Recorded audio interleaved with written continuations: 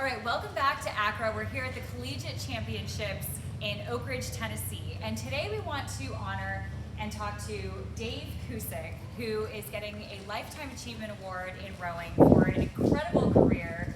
Has done so many things for the sport. So without further ado, I want to introduce Dave. And if you don't mind, talk to us actually a little bit about what you were doing before rowing. Like, how did you get into rowing? Well, I've answered that question before. It used to be a young story. Now it's a really old story. I really got started in rowing back in 1964 in high school. And I went to football practice and I had a lineman laying on me for most of the workout. And I said, this isn't for me. And my neighbor took me to the boathouse and life began. And where did you go from there? Well, I rowed 4 years at Marietta High School. I went to Marietta College for a year. Was accepted at the Naval Academy and then rowed there for 4 years. After that, I served time in the United States Navy, riding nuclear submarines. I'm claustrophobic, by the way. I was about to ask. That was my next question. And then slipped to University of Wisconsin in 1979 as a freshman men's coach. And then in '88 became the director of rowing at Cornell University. And then in 1995, I made the move to Purdue University due to family reasons. And been there for 26 years, and it's been a great 26 years. So I have to ask, working on a sub, how is it being rower size, working in a very claustrophobic environment? Well, back then I wasn't exposing as much body as I do today. Back then I was more, still 6 foot tall and about 185 pounds. So I could easily fit through all the submarine hatches and doors. Oh yeah. Well, talk to me a little bit about Purdue, because that is kind of where your legacy really begins, right? What did the team look like when you arrived, and what did you do to kind of change it over your tenure there? Well, when I arrived at Purdue, I really had no idea what I was getting into. With a family situation, and I've been with intercollegiate programs and been, brought up on that side of the house, and that's what I knew about collegiate rowing. And going to a club program, I really wasn't sure. So the first couple years I watched, and the thing I learned very quickly on is that the club athlete would do not only what you would ask an intercollegiate athlete to do, but they would do more. And they would find time to get after things, not more aggressively as athletes, but just as members being part of a unit, a team. It wasn't being funded by intercollegiate athletics. So they really had to be self-motivated to keep the team alive. Absolutely. And you were just their fearless leader. Yeah, I came in and right place, right time, right people. And the things that spurred really things along had to do with, we didn't have much equipment. You look at the equipment stuff behind us now, we maybe had 2 boats and they were older than most trees. just old stuff. But we used that stuff.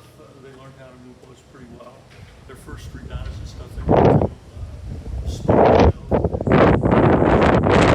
and then just started to roll.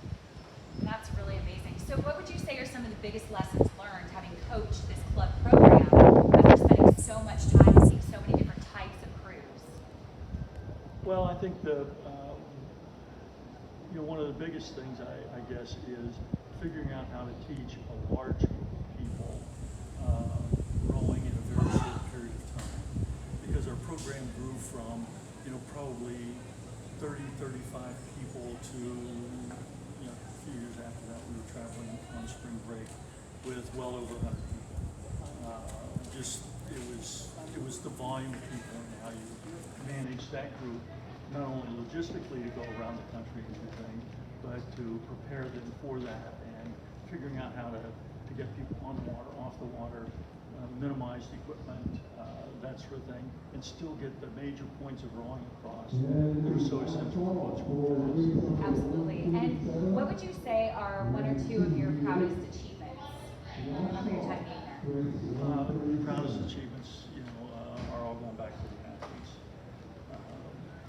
Without about them and their performance, and their excitement about being able to go do it again, are the proud moments. And it doesn't have to be associated with, team point trophies or medals or anything else. It's just experience into the unknown and achievement.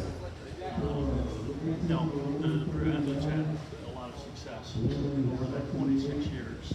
We had a span of about 3 or 4 years where we were collecting the team point trophies at the Southern Intercollegiate Rowing Association Regatta, which is held 3 weekends ago here, and then also at Vail Regatta in Philadelphia. And there were actually 2 years, I think it was 03 and 04, that we actually had all 6 point trophies, the men and the women's team, for both regattas. And we sort of had a phrase in the boathouse that we started fairly early on, but everybody counts. If you go to a regatta, you're racing, you got your event, you can collect points, and that will go towards, our victories. That's amazing. And so you've spent so many years coaching these large programs and building programs and working with so many different types of athletes. What advice would you give to coaches that are maybe also stepping into a role like this, that maybe don't know what they don't know yet?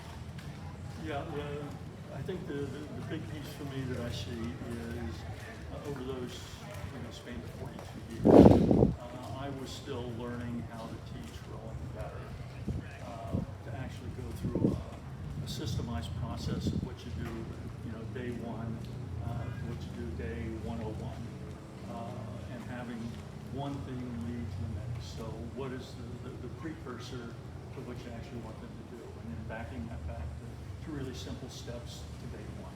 Right. So really just working on that plan, like each year was a little bit different than the one before, just kind of trying to being flexible, honing it. And it didn't underground. And I think the biggest thing for coaches today is, because even if you watch here, you watch the boats come down, they all look pretty damn fast. But there's some differences in the way people are rowing. And if they could get an eyeball on what, a really good stroke would look like, and then get their athletes to do that, the boats would go faster, the athletes have a better experience. And at Purdue, final question, what are you hoping your legacy is? What are you hoping to be remembered for that you've done for the program that you're particularly proud of, or that you really want people to remember that you've done and left the program? Well, I think we've made that transition, and Coach Walker, Nathan Walker, is a grad from 03 and 04 from the program, and he was a successful candidate out of many people that applied, and it's nice to see him pick up the program that's restricted years, and have the program be about the same size and moving forward with the same energy in the boathouse. The whole idea that everybody counts, everybody's welcome. When you walk in the door, check everything in your life except being competitive, having great work ethic, and being committed to goals and stuff. Well, I love that. And honestly, I could sit here and talk to you for hours about just your naval career and the transition, into your coaching career. It's so impressive. So again, congratulations on your huge accomplishments. And, it's really, truly an honor to be talking to you today. So congratulations again, and I certainly wish you the best. Wendy, thank you very much. It's been a pleasure being here. Absolute pleasure. Thank you. Have a great weekend. I will.